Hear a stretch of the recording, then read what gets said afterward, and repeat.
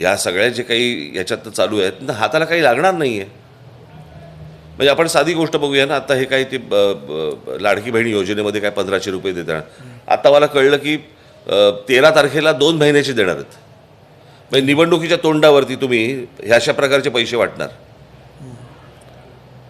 म्हणजे अनऑफिशियल वाटतातच आहेत.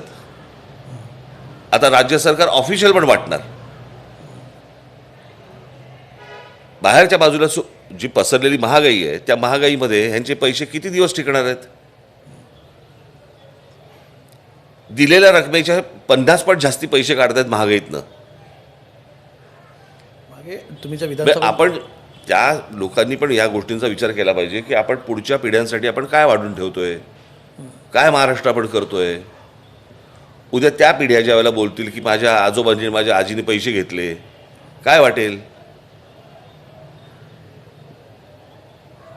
म्हणजे ज्यांनी आता माघार घेतली त्यातल्या कित्येक मुलांना घरच्या घरी त्यांना कळत असेल की बाबा माझे वडील पैसे घेऊन बाजूला झाले. यातनं आपण त्या मुलांवरती काय संस्कार करतो? त्या मुलांचे मित्र असतील, मैत्रिणी असतील, त्या मुली असतील, त्यांना काय वाटत असेल आत्ता मला जरा सांगा की ह्याच्या वडिलांनी पैसे घेतले आणि माघार घेतली.